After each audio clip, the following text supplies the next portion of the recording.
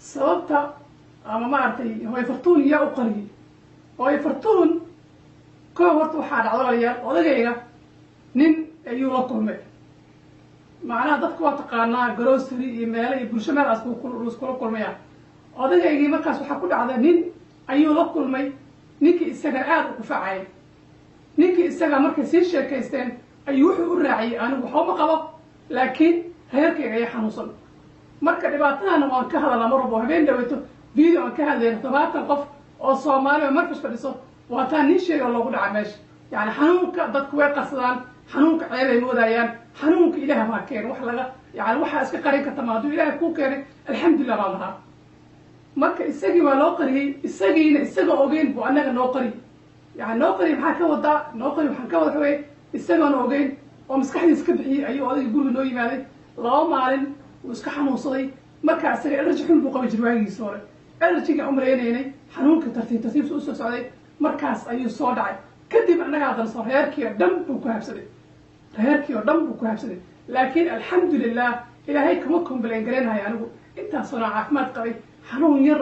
oo dhibaato aan lahayn anigu ma complain garay laakiin waxaan u sheegay walaal waxa weeye in wax ku qaadataan in bulshada aan ka wacyigeliyo arrimahan in laga joogsado yani xanuunkan waad maqashaan walaalayaal dhakhaatiirta ku celinayso be careful gurihiina jooga stay home gurihiina jooga intaas ayaa lagu celina waa aragteen السلام عليكم ورحمة الله وبركاته أصحاب السودوات halka aad iga daawanaysaan waa Monito official aniguna waa anigu Monita inna lillahi wa inna ilayhi raaji'uun halkan waxaan tacsi tiiraan yar uga dirayaa dhamaan ehelka iyo qaraabada fartuun hooyo fartuun inna lillahi wa inna ilayhi raaji'uun Allahu naxariisto hooyo waxay ahayd hooyo fartuun waxay ahayd gabar youtuberada ama maamo youtuberada oo ah youtuberada imka soo kacaya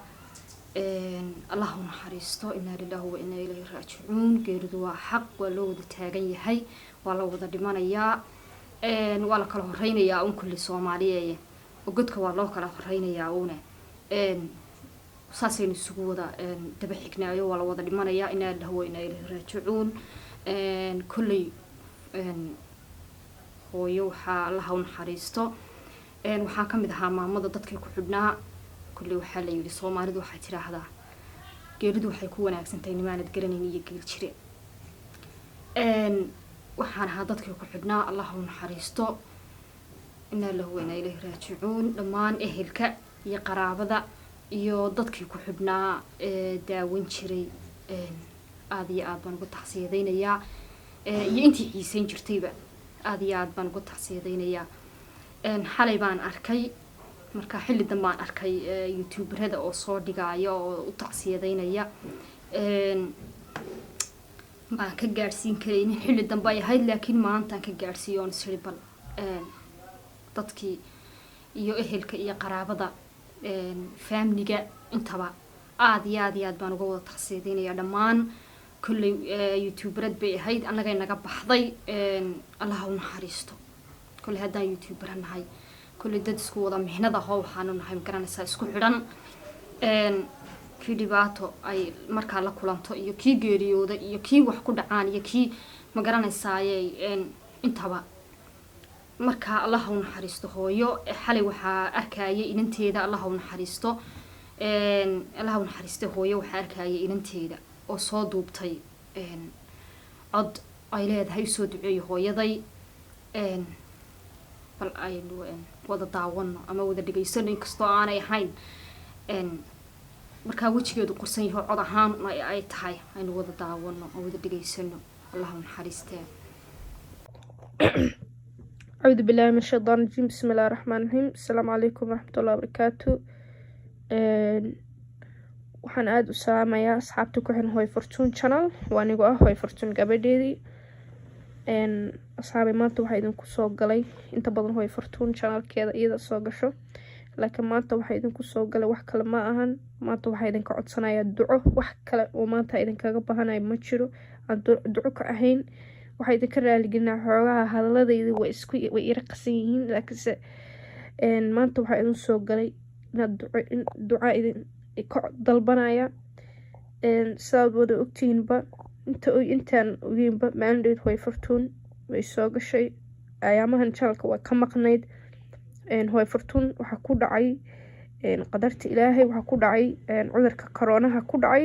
alxamdulilah hooyo fartuun se u fiicnayd unbuu xaaladeedii labadan beri aada iyo aada isku bedelmay. hooyo fartuun waxaa bilaabmay neefta inuu aada u dhibo, marka hadda hooyo fartuun isbitaal bay gashay, xaaladeeduna aada ba u liitaa. maanta anu hooyo fartuun gabadheeda ah waxaa go-aansaday inaan video yar clip yar aan soo duubo oo xaaladeedii saad ugu soo duceysaan. maanta wax kale aan u qaban kara ma jiro hooyadii, laakiin waxaa idinkaga baahanaa inaad usoo duceysaan si niyad leh, qalbiga inaad usoo duceysaan, waayo xaaladeedu waa isbedelmay, xaaladeeduna ma sahlano. waxaa lagu xiray oxygena lagu xiray wadnaheeda, ilaa hadda daktarkan ka warsugaynaa. inaa lilah wa inaa ilaahi raajicuun,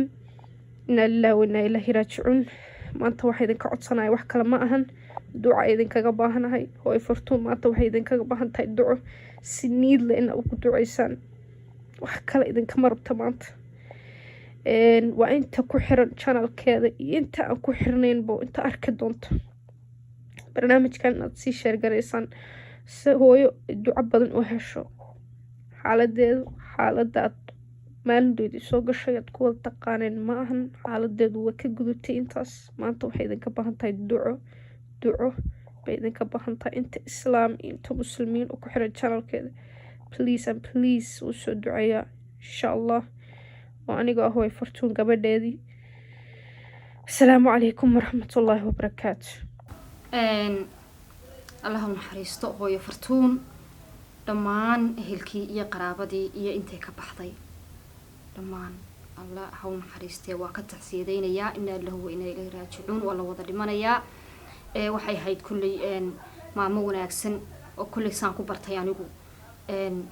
maxaa la yidhaahdaayey baraha bulshada iyo waxyaabo ma garanaysaayey markaa wixii soo kordha oo dhan siday tahay uga hadla oo wacyigelinta baraha bulshada maxaa la yidhahdaa wacyigelisa ayay ahayd. allah ha u naxariisto, ilaahay ha u naxariisto. samriya iimaano dhammaan ehelkii iyo qaraabadii ay ka baxday iyo dhammaan dadka soomaaliyeed oo dhanna waa ka tacsiyadaynayaa. allah ha u naxariisto maamadaas.